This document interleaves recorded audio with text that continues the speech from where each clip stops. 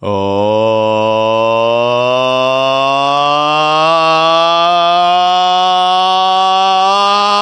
welcome into the Russ Joy Show. I'm not sure you figure that out because you're smart. It's also the name of the show. Hello, happy Friday. It's Friday already? Wow. It is. It's Friday. Friday, May 1st. Yesterday, it was April. And then we were saying, in our best Justin Timberlake voice, tomorrow, it's gonna be May. And it is. We've made it. April ended on a very high note in Philadelphia. We're going to get into all of it. I have a little bit of a beef right now, though, with the schedule makers in both the NBA and the NHL.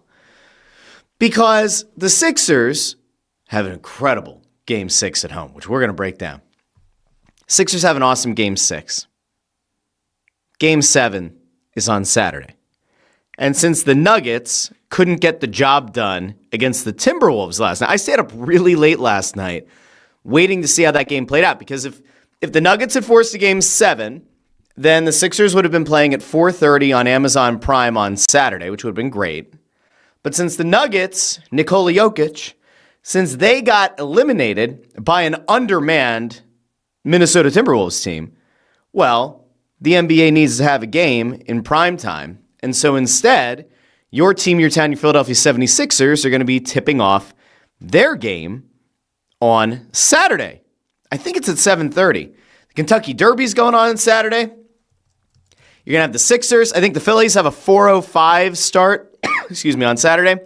Sixers are going to tip off Game 7 in Boston at 7:30. And all the hockey fans in the chat, hey, they say, but Russ, Saturday was supposed to be carved out for the Philadelphia Flyers. Flyers play at 8 o'clock on Saturday. So I know I mentioned not that long ago, but it is a thing. If you have YouTube TV, you had better get yourself mentally and physically prepared because you're going to have multi-view available to you. You're going to have to use it. You have Sixers, you have the Flyers. If the Phillies game is still going on, you can put that in the third box. The fourth box is totally up to you.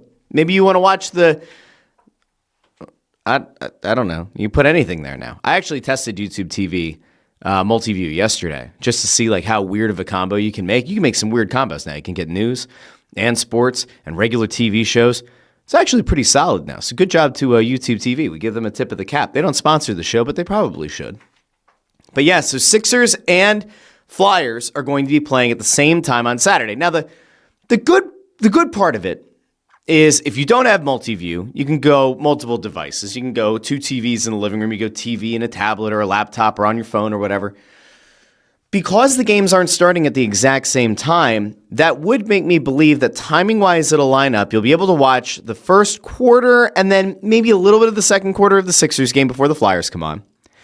And then when the Flyers go to intermission, you can unpause the Sixers game, probably go back and watch the second quarter, and then get started on the third. Then you got to go back to the Flyers game for the second period. Then you don't watch intermission there. You unpause the Sixers game. You go back and watch the third quarter. You watch period 3 of the Flyers game, and then after that, you unpause again. You go back and see what happened in Game 7. Now, I gotta be fair. Many of you who watch this show know that I happen to be affiliated with the most successful Philadelphia Flyers podcast in town, Snow the Goalie. Game 7's getting priority. I'll have both games on. I will. Game 7 is going to get priority. Now, I will start with Game 7. When the Flyers come on, I will be more intently focused on the first period of the Flyers game. But when this comes down to the fourth quarter of Sixers, Celtics in Game 7, which will hopefully either be very close or will be a Sixers blowout, and then we start going, holy shit, can you believe what they did to the Celtics? I'll be focusing on the fourth quarter of the Sixers game, and then I'll come back around to focusing in on the Flyers. So the Sixers have me for about a half hour, maybe about 40 minutes until the Flyers game starts. Then we got to go Flyers, keep an eye on the Sixers game, But I'm glad I have multi-view. I really am. What a wild world. I mean, for as much as we didn't really see the Flyers' first round series going the way that it did. I thought that they would win the first two, right? We've been through this, but I thought they'd lose game 3, win game 4, game 5, be done in 5. For as improbable of a series as that one was, the Flyers got it done. This Sixers thing is wild to me. Absolutely bananagrams. Last night's game is about as excited as I have been watching a Sixers game in a while. I mean, I was excited during game 5, but I also felt like, okay, like that was a cool bounce back. Because remember, game 4 was a shit show. Joel Embiid came back into the lineup. It didn't work. They were deferring. Maxey was afraid to shoot the ball. Like, it wasn't great. Game 5, you start going, wow, things are sort of flowing a little bit better, and you started feeling significantly better about it. But then, game 6, oh, baby. Oh, baby. Game 6 was absolutely wild. And we have to have a moment of appreciation. I don't have a graphic for it. I should have told Amadeo to do one. We have got to have a moment where we say, thank you, Paul George. Now, I get that game 7, we have no idea how it's going to play out. But can we have a moment to just acknowledge the game changer that Paul George has been in this series, especially over the last 2 games, both wins by the Philadelphia 76ers. We're talking about a guy who has figured out his role on this team and is executing it at an incredibly high level. And it's not just in the counting stats on offense. It is the absolute demon he has been on the wing defensively. Not a single Celtic feels like they have found legitimate sustained success against Paul George. And last night, I think he had Jaylen Brown getting ready to jump off of the Ben Franklin Bridge. It was that bad. There were moments in this game that Paul George flat out embarrassed his opposition from the Celtics. Oh, and by the way, then on the offensive side of the court, Paul George was a menace. And he was a highly efficient menace. What's the one thing that I was complaining about when Embiid returned to the lineup? I don't need to see Joel Embiid jack up 6 3-pointers, right? Go 0 for 6. Give those 3-point attempts to Paul George, Tyrese Maxey, maybe even VJ Edgecombe. Now, Embiid went 1 for 5 last night from beyond the arc. That's whatever. Paul George goes 5 of 9 from downtown. 8 of 17 from the field overall. He gives you 23 points, 4 rebounds, 3 assists, 2 steals, and a block in the midst of a very, very strong two-way game. And whenever we compare and contrast, like we did the other day, Paul George versus Tobias Harris when he was here, it's not even close, right? Like, Tobias Harris could every once in a while have a decent game. Decent. But it never felt truly impactful. Paul George last night was as noticeable as could be. I will also give a shout to Kelly Oubre. Kelly Oubre can occasionally be a frustrating player to watch. Sometimes there's a certain level of heat checking to him. Sometimes there's a certain level of, yo, dude, it's really not going for you from the field. Maybe you should stop jacking up shots. I know shooters like to shoot, but perhaps we're better off not shooting as much. He shot over 50% from the field last night. He went 1 of 3 from downtown. 14 points, 9 rebounds, and assists, 9 rebounds and assists, 2 steals, and he had 2 blocks of his own. Kelly Oubre had a really nice game. And especially in that, I'd say the second half of the third quarter into the fourth quarter, you saw Kelly Oubre and Paul George causing absolute chaos defensively. Now, I'm also not going to sugarcoat it. There were moments in the fourth quarter that Boston's reserves made this way tighter than you wanted it to be. I think the lead shrunk from 23 down to 12. And then you start going, oh shit, because I think there was maybe 5.5 minutes left, 4.5 minutes left, and it was a 12-point game. And then you had VJ Edgecombe and Tyrese Maxey, I think, both got to the line. One of them had an and one, and that kind of put enough of a gap in between the teams, and you got the job done. But we got to give a lot of credit. I mean, I've been a big critic of Nick Nurse, and I would not go as far as to say, like in the Flyers series, I said, Rick Tocchet outcoached Dan Muse, and I fundamentally believe that. I don't think that Nick Nurse is necessarily outcoaching Joe Mazzulla. I think that you're just seeing what happens when this Sixers team has all of its players available. And yeah, Embiid's not 100%, but he certainly looks significantly better than he did 2 games ago when he returned to the lineup following the appendectomy. He looked a lot better last night. I love the fact that Joel Embiid isn't getting himself in too many situations where he's catching, receiving the ball at the three-point line and looking for the shot there. I love that he's getting himself involved on the low block when he can. The fact that he's become so automatic from foul line in is insane. The touch that he's got, it's insane. This is exactly what we had all kind of hoped this Sixers team could do when they got to the playoffs. Now, we have to also acknowledge that Jason Tatum is in the midst of this season where he had this incredible recovery from an Achilles tear. And he definitely wasn't 100% last night. And I got to tell you, it's funny. I was checking in on a couple of the national shows this morning, and I saw Shams Charania on Get Up say something to the effect of, Jason Tatum's not worried about the stiffness in his calf. The Celtics aren't worried about the stiffness in the calf. You know, I'm not saying that this is what's going to happen. And I certainly don't hope it. I hope this is not the case, right? Because I don't wish for anybody to get hurt. But so often, what we've seen over the last few years with this rash of Achilles tears is you get a guy who gets a lower leg injury, right? They get some kind of a calf strain. They try to play through it. They come back too quickly. And when they do, the Achilles gives out. It happened to Kevin Durant. It happened to Dame Lillard. It happened to Jason Tatum. They're not the only ones, but there are a few. I'd be really careful. I think Boston has to do a little bit of the calculus on it. Because right now, if there is any fear whatsoever that Tatum is going to tear the other Achilles, he can't play Game 7. Or he's got to be on an incredibly tight leash in Game 7. Now, for the Sixers, the real question comes down to, would you rather have a Jason Tatum that's trying to feel it out and maybe doesn't find his rhythm, or would you rather have Jason Tatum not there at all? Because there is a non-zero chance that if Jason Tatum plays in Game 7, that he could go off for 30, 35 points. He can get hot from behind the arc, and then all of a sudden you go, oh shit, well that sucks. At the same time, Tatum could theoretically have one of those games where he struggles from the field and he can't totally figure it out. Like last night, he went 6 of 13 from the field, 2 of 6 from beyond the arc. He had 17 points, 11 rebounds, 3 assists.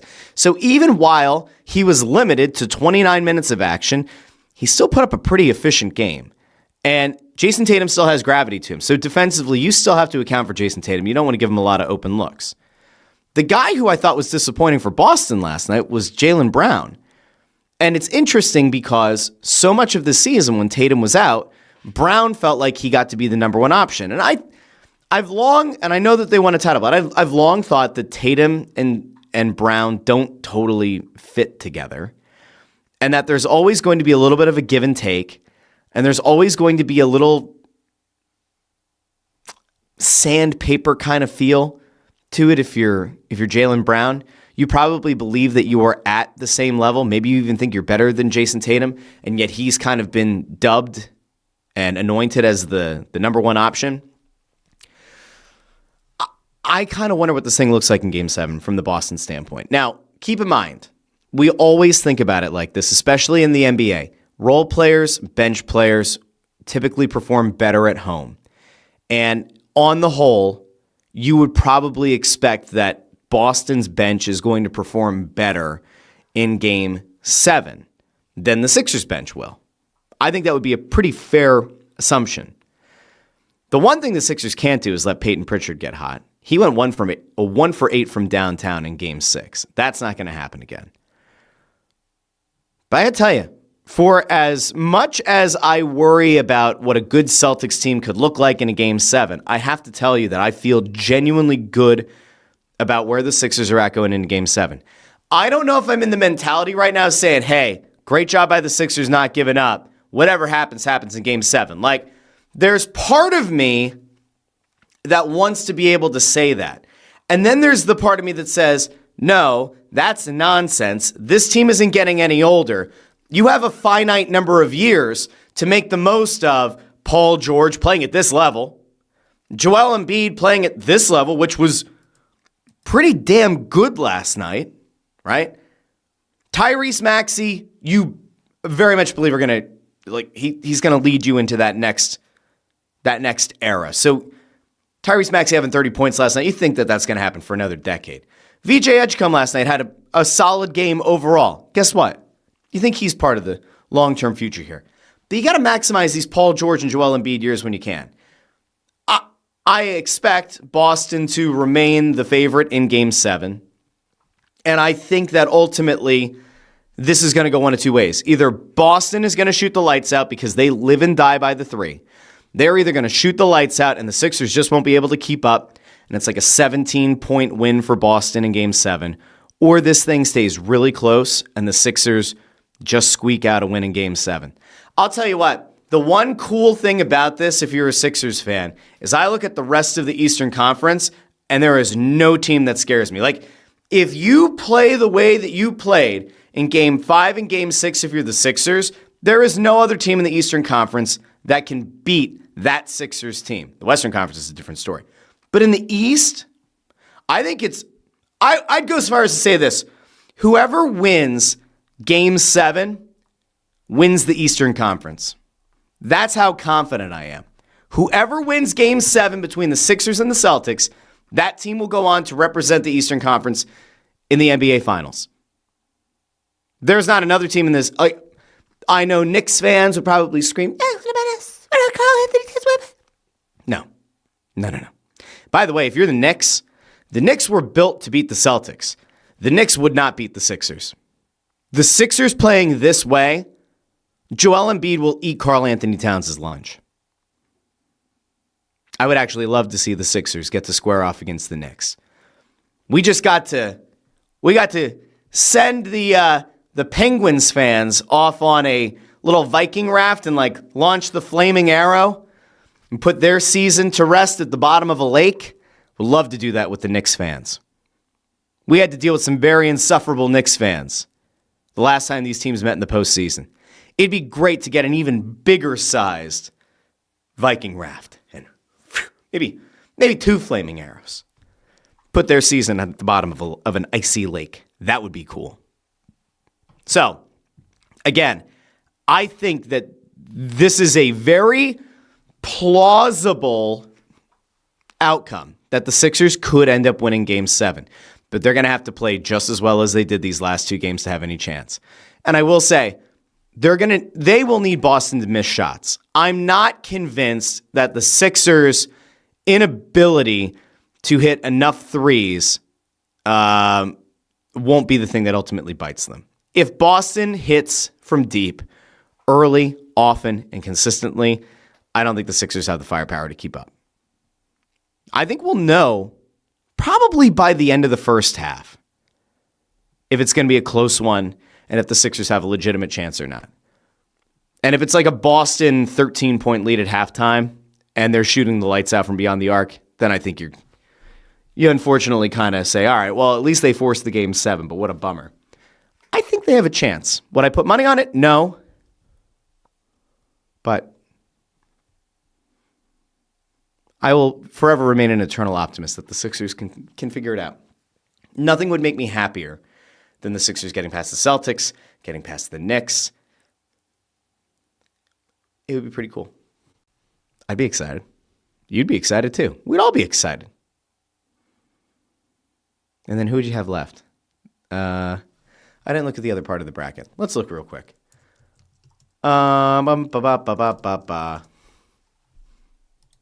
You'd have the winner of what? Cavs? The Cavs part of the bracket. Let's see. Orlando currently leads the Pistons, who I said were fraudulent, 3-2. Cleveland leads the Raptors. Oh no, James Harden in the playoffs. So if it ends up being Magic, let's just play this one out. Say it's Magic and Cavs. Either way, that team doesn't beat the Sixers or the Celtics. And again, I think that whoever wins this game beats the Knicks in the next round. Probably, maybe. I actually don't know if I like the Celtics against the Knicks as much. Sixers beat the Celtics, Sixers beat the Knicks, Sixers beat James Harden and the Cavs. Off to the NBA Finals. Who would they meet there? Probably the Thunder. Probably. San Antonio is a 14.5-point favorite in Game 1 against the Timberwolves. Good God. LeBron and the Lakers likely to go through against... Are they likely? Houston's a 3.5-point favorite against the Lakers in Game 6.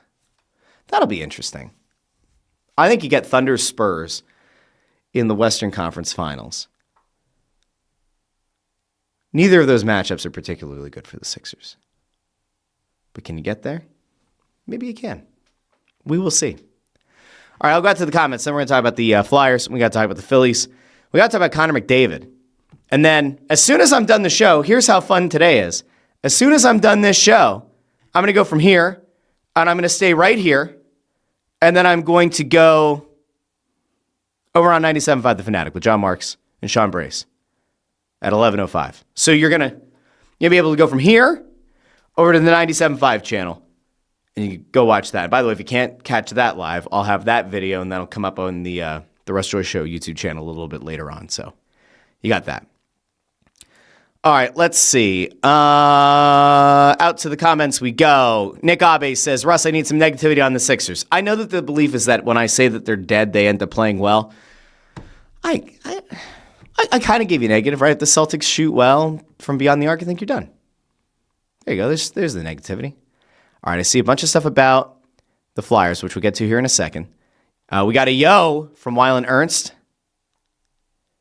Let me see. Wyland says, definitely dual screens tomorrow, and that the bars will be flooded. I agree. Gimzak says, big TV, iPad, and laptop to get all the games in tomorrow. I think it's pretty solid. Gimzak also says, this is one of the times I missed the Comcast remote and cable for easy switching. That maybe is the saving grace, though, is that the Sixers game will be on NBC. And so you will have NBC to... Where's Game 1 at for the Flyers? Is that ESPN or Turner? Doesn't matter. By the way, I did find this. If you have YouTube TV, depending on the remote that you have, if you press and hold the back button, you can flip between the last channel, or the last two channels. So there technically is like a way to kind of go back to doing something that we took for granted with cable. Reed DeFord says the Rob Thompson curse has been lifted. Yeah, all the Philly teams are undefeated since Rob Thompson was jettisoned. So Rob Thompson died so the teams could live. Bless Rob Thompson. I was going to say Tony Escargot should send a set of cannoli to Rob Thompson, but I did notice yesterday that Tony Escargot was gone and then back and then gone. And if you go over to Twitter right now, Tony Escargot is currently showing up as 0 following, 0 followers, which I know is wrong. Yesterday it said that things were like all the tweets that he had sent are deleted. I don't know what's going on with Tony Escargot. But God save Tony Escargot and the Cannoli King. And God bless Rob Thompson. Again, I hope he gets to go swim in the pool that his wife put in a couple years ago. Good for Rob Thompson. Let's see. Wyland says, Wells Fargo name gets removed and the building is better than ever. The Xfinity Mobile Arena, baby. Gimzak's right, 6-0 since Rob got the boot. Peter Tom Willis is here. Says, I'm catching a Russ Joy Show. Amping. Well, thank you for being here, Peter Tom Willis. Thank you. Let's see. Ford says, I do think admitting you said there was no hope for the Sixers would be good. Well, I did say early in the series, I thought all hope was lost. Then they gave the Celtics a little bit of a run. Then Embiid came back. That first game, I was like, well, this is done. Because Embiid, the first game that he came back, looked bad. He put up individual stats, but the team had no idea what to do with him. Everybody deferred, and it was a disaster. And then they figured it out. D.D. Skinner says, that was pretty awesome. Indeed. Nick Abe says, VJ's been bad, not going to lie. I don't think he's been bad. He's a rookie. Some games are better than others. Last night, he had a few moments where it looked like he hit the turbo boost. There's that one there's one series from this game. Sixers get a bucket, go the other way. They get a block. And then it was first the Joel Embiid behind the back pass to Kelly Oubre, I think, maybe. And then it was block, I think, by Oubre. They go back down the court. Paul George gets the ball, goes behind the back into the lane to VJ Edgecombe, who finishes it off with a dunk. And to me, that was like peak Sixers, like in a good way. I knocked over the globe. It was peak Sixers in a really good way. And I felt good about it. And I hope all of you did too. All right, let's see. Nick Abe says, I love when they play hard like this. Indeed. Didi Skinner says, PG called him Unk all season, looking like the old guy with the kids, but oh my God, that was awesome. I have another call out. I think I brought this up before. I absolutely love the relationship between Paul George and VJ Edgecombe. I love it. The same way that James Harden once took Tyrese Maxey under his wing. And I think that I know that it wasn't a great ending here with James Harden in Philadelphia, but you got to give a lot of credit to James Harden for mentoring Tyrese Maxey. I think what you're seeing with Paul George is a lot of the same. It seems like a guy who realizes that the end of the road for his playing career is a lot closer than the start of his career. And he's taking VJ Edgecombe under his wing. And I think it's awesome. You watch those two, the film comes out of them working out together before the games, the times that they've been up on the stage together doing the post-game pressers. You see that relationship kind of flourishing. That to me is a sign of a really good dude and a really good vet. Because not every veteran in the NBA will go out of their way to try to foster that next group that eventually is coming for their shots and their opportunities. I think it's a really great showing of Paul George as a dude. Let's see. MJ Bruno says, Keita and Vucevic are no match at all for Embiid in the post and can't defend Maxey and Edgecombe attacking the lane. Correct. Those two look outmatched. I did see last night, so I love NBC's post-game coverage with Maria Taylor and Carmelo Anthony and Vince Carter and Tracy McGrady. It might be because the three dudes on that panel are three of my favorites to have watched in this game. But I love the way that they play off each other. I love the contrasting viewpoints that they bring. And they've all had a lot of success in the NBA. And they also all happen to play at a time that were like my formative years as a basketball fan. I mean, if we come over here, the only one of those guys that's on this poster that I've kept, all the stuff that I had from my childhood, all my old pro wrestling posters, all of the stuff that I had hanging in my room when I was a kid, like almost all that got thrown out when my parents moved. But this was the one poster that I saved because this to me is like formative basketball fan me. Kobe wearing the 8 for the Lakers. The goofy year that the Michael Jordan Wizards years, it's just kind of funny that he's on there as a Wizard. Iverson with the Sixers. Vince Carter. Air Canada, right? Rocking the 15. You got Kevin Garnett down here as a Minnesota Timberwolf. I like to remember him as like that because when I remember him as a Celtic, I don't like him. Chris Webber, before his very brief run with the Sixers, playing for the Kings. Like that to me, I think of like NBA 2K or 2K1 on Sega Dreamcast. That to me, those are like the formative years of my basketball fandom. And so when I see Vince Carter and Tracy McGrady on a panel together, it's like a nostalgia hit. And I really did enjoy Melo as a player. So you watch that post-game crew and their insights, they're not so far removed. I mean, hell, Vince Carter was playing up until like 2 years ago. He wasn't playing a lot, but he was still in the league up until about 2 years ago. So when you hear these guys talking about this game, they're still close enough to have seen and felt the change of the league over the decade plus that each of them played.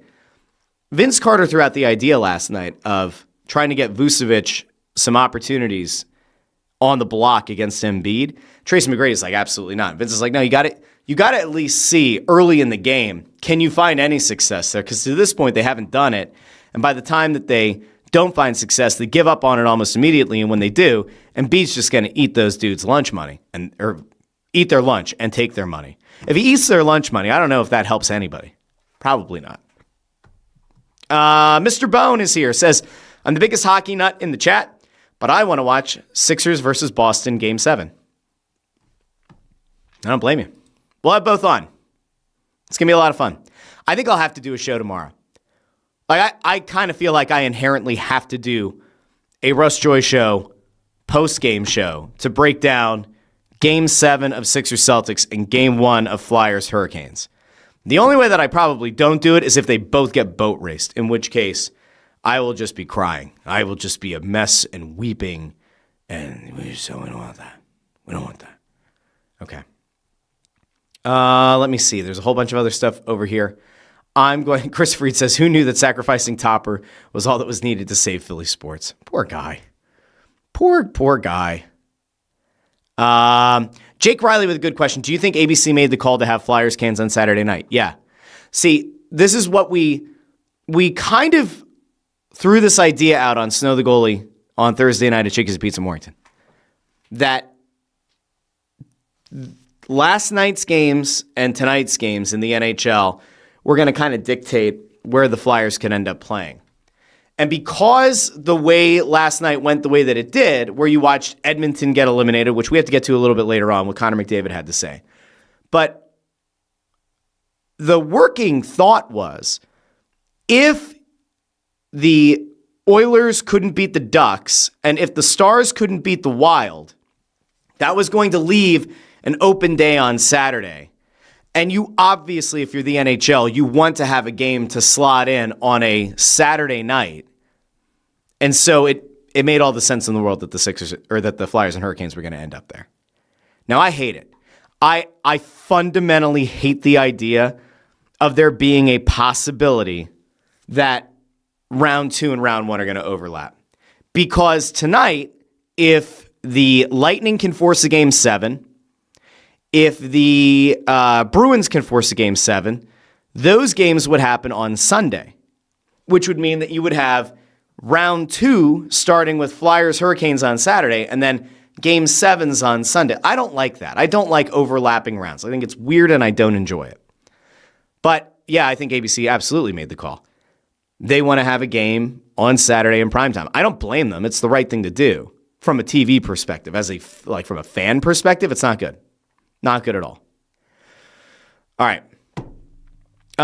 Let's talk Flyers, and we'll talk Phillies. And I mentioned the Connor McDavid thing. I think I actually want to throw to that first, because Flyers Hurricanes, I would tell you that if you really want in-depth analysis on the series coming up, check out Snow the Goalie from last night at Chickies and Pete's. Go over to the Snow the Goalie channel. You can listen to it. It's in the podcast feed. But I want you to hear what Connor McDavid had to say, because his team got bounced. Now, remember, the Oilers had been to back-to-back Stanley Cup finals. The one thing that held them back, the one thing that seemingly held the Oilers back from being able to hoist the Stanley Cup was Stuart Skinner, was a subpar netminder. And so this year, the Oilers said, you know what? We're going to go swap out Stuart Skinner.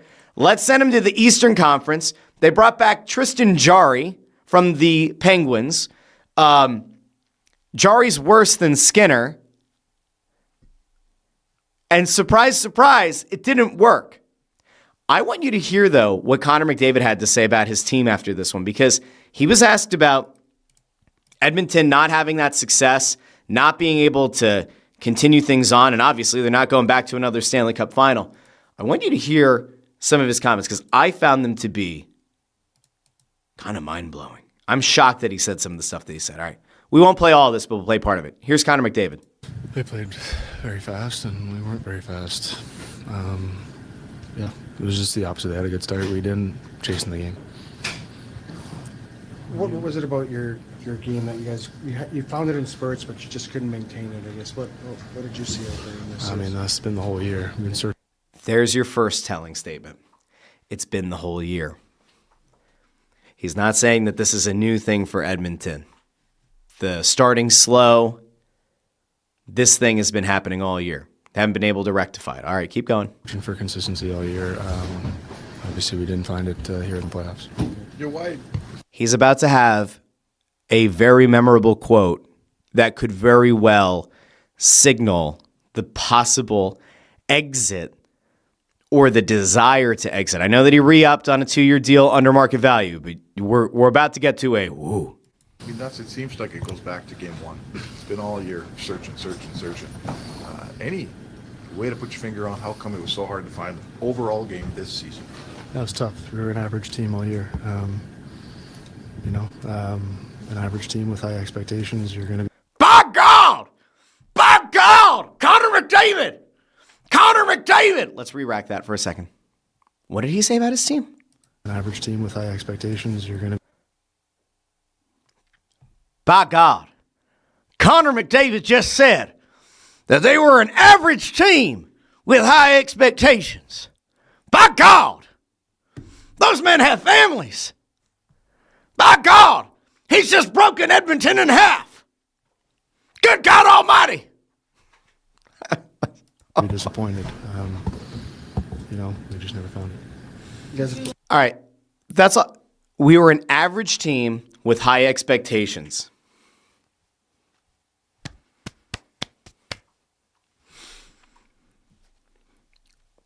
Yeah, that is accurate. An average team with high expectations. I questioned openly why Connor McDavid signed the deal that he did. 2-year deal under market value. I said it was a stupid contract to sign. The NHLPA were probably livid. He could have set the market. He failed to do so. Tried to be loyal to his team. This is an organization that has shown an incompetence when it comes to building the team around McDavid and most importantly, having a goalie in net that could actually deliver you wins. I mean, I don't know what he thought was going to happen. I don't know why he thought anything was going to be different. So now I want to just take this for a second, okay? Play this one out. We know that there are no good free agent centers available this upcoming offseason.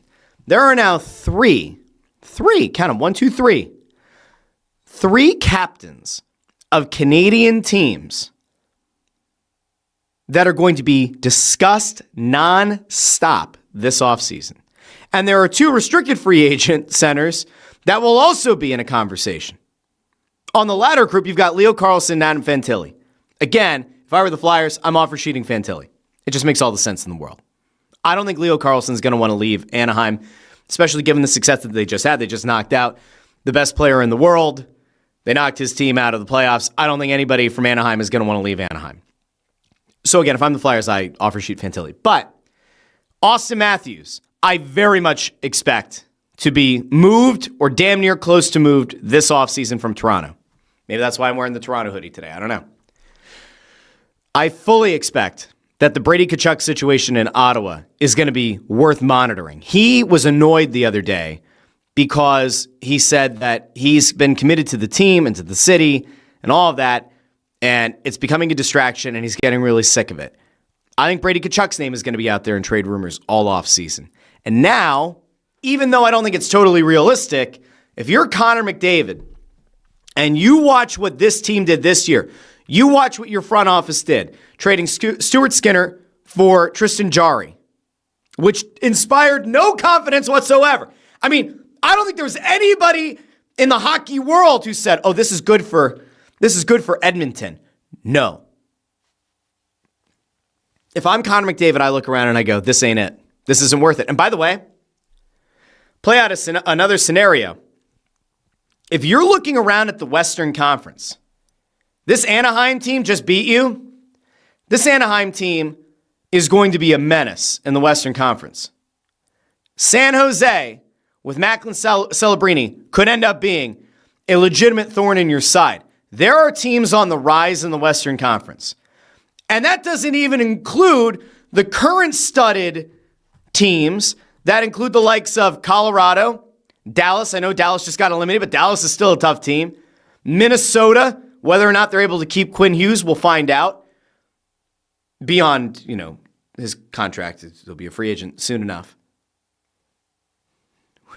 Perhaps the Flyers are monitoring the situation. But that Western Conference is stacked. And it's not like it's just a bunch of teams that are on their last year or two, and then it opens up again. No, there's this whole other wave of teams coming. If you look at the Eastern Conference, there's a lot of parity. There is. I would expect Florida's going to bounce back next year. Tampa Bay is always a threat. But then you look at other teams in the Eastern Conference and you go, I don't know, How close are any of the other teams in the Metropolitan Division really to being elite? Carolina is an absolute beast. Buffalo looks like a beast. But man, like, maybe those are probably the only two teams that you look at in the Eastern Conference as like legitimate cup threats. Maybe Tampa, right? So you can go Buffalo, Tampa, and Carolina. But the Western Conference has like 5 of those teams. If you're McDavid, like, are you really feeling good about staying there? Are you? Interesting. All right, so to kind of reset, this Flyers Hurricanes series, I'll go on the record here. I did this on Snow the Go, but I'll do it here too. I have to fight my heart and my head because my head tells me Carolina's a much better team. The only place that the Flyers have an advantage is in net. If Vasilevsky and Tampa Bay get eliminated, I could make a legitimate case that based on this year's performance alone, the Flyers will have the best goalie remaining in the playoffs with Dan Vladar. And that's a huge advantage to have. And in the playoffs, there might not be a bigger advantage than having the edge in net. So the head tells me Dan Vladar could probably steal you one game. And at some point you're going to be able to score enough goals to win a second game, right? So in my head, I'm going 4-2 Hurricanes. You play it out. You hope that you don't get blown out in the losses. It's close. And as the Flyers look to try to make that pitch to free agents in the future, they look to make that pitch to guys that might be available on the trade market that have no movement clauses. You want to show that you were competitive. You didn't get boat raced by Carolina. You made it, a tough thing. You say, hey, you could be that piece that helps us get over the hump. But then there's that sneaky feeling that I've kind of got. There's that sneaky feeling in here. The Flyers and Hurricanes played each other 3 times early in the season. That Flyers team early in the season is not this Flyers team. They did meet at the end of the regular season. Carolina was sitting 7 of their best guys. But this Flyers team has been gritty. They've had an edge to them. And they're resilient. And they fall behind in a lot of games. And they figure out ways to come back. Now, I don't think the Flyers can afford to fall behind consistently to Carolina and expect to win. But if the Flyers can jump out to a lead in a few of these games, I think they'll give themselves a chance. And Vladar in net is going to give them an opportunity to win a lot of these games. They will remain in a lot of games if for no other reason than Dan Vladar has been an absolute beast. So in my head, I say, well, it's Hurricanes in 6.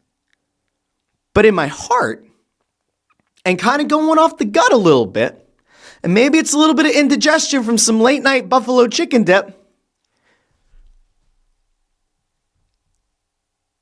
I think the Flyers can win the series in 6.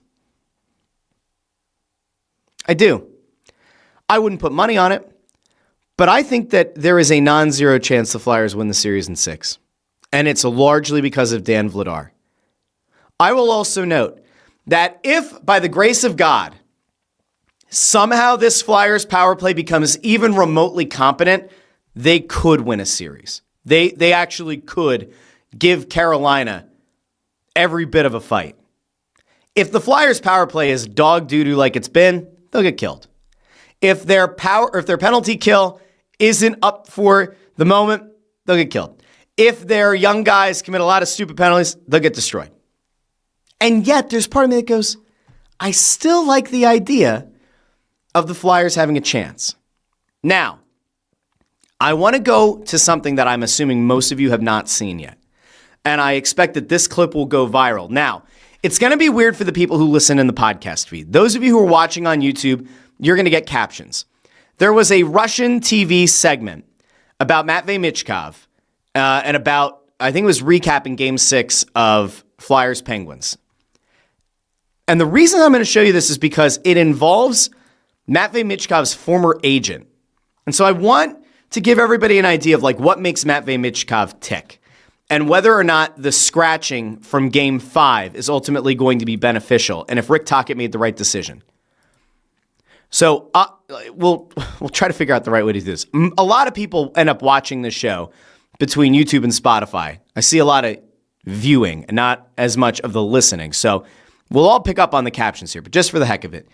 Here is Sergei Fedotov is one of the people on this panel. Here we go. Матвей Мичков, сегодня вернувшись в состав, выдал передачу а-ля Федоров 2008. Кстати, согласен. So they're talking about Michkov having like a Fedorov-esque pass that led to the Cam York goal that won Game 6 and the series for the Flyers. Шайбу на синей линии благодаря вот этим корабликам. This is the former agent. Это можно вот так прям сузить, а все остальное забыть, но он сделал. So, noting that Michkov was a huge reason they got the series-winning goal. Correct. Победный гол в этой серии во многом. Он вообще хороший матч провел. После всех тех... Now, this host is bringing up all the stuff that was kind of floating around on social media. By the way, if there's ever been a concern or a question about whether or not the stuff in the Philadelphia market makes its way over to Russia and is seen by those hockey fans over there, especially like what's said about Michkov, here's your proof that it all gets over there, and you're about to see why. We're talking about the little issues and scandals. This is the former agent who says the whole thing about him supposedly not being on the plane was total bullshit. That was an account that for some reason, it had like 12 followers, but somebody made it look like it was somewhat legit. It was Evan Atkins, not Adkins, the guy who terrorizes Anthony Sanfilippo. It was an account called Evan Atkins that was like throwing out these like goofy, ridiculous things, and it started picking up traction. So the whole thing about him not being on the plane, that was thrown out by this like troll account, this like parody account. There were other things that were thrown out there as well, but that was one of them. По поводу того, что там его не взяли. Now here's where the agent gets into Michkov. Ничего этого не было. Питтсбургские телеграм-каналы. Токет, возможно... So he says, you know, Tocchet may have played the role of a good sports psychologist by not playing Michkov in Game 5. One of the other panelists asked, did it motivate him? And he said, yes. Like, let's go. Давай. А я знаю. And he says, I actually know that kind of thing works on Matvey. So this challenge, this scratching of him can be a challenge and kind of light a fire under his ass. And if you remember, like last year with John Tortorella, there were frustrating times of benchings and scratchings, and then Michkov would come back out the next game and would kind of be on fire. And in Game 6 against the Penguins, he wasn't perfect, but he certainly looked better. Работает. То есть вот он будет... I think I might just clip up that sound. I think I might. Talking about Michkov, that, you know, him getting scratched, he'll grumble about it. Ладно.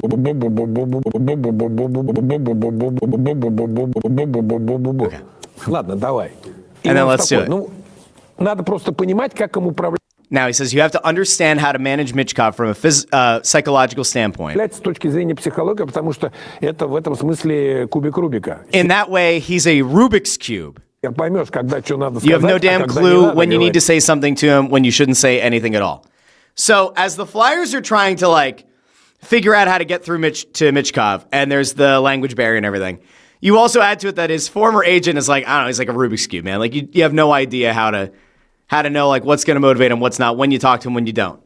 But he did say that he thinks that what Tocchet did could actually be a motivation for him.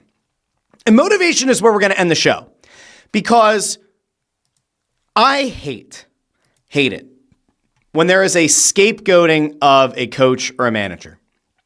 And I do tend to think that Rob Thompson was a good manager for the Phillies. I do. Was he perfect? No. Did he make questionable decisions within the game? Yes. Did he oftentimes get too predictable? Yes. Do I think he ultimately lost guys in the clubhouse? Yes. Do I think he's a bad manager? No. But there is something to be said for the bump, in a sense, that the Phillies have gotten since they moved on from Rob Thompson. Now it's early, and you know, I talked to Ant about it yesterday when we were down at Chickies and Pete's in Warrington. But they played a doubleheader yesterday, the Phillies did. And they picked up 2 walk-off wins in the doubleheader.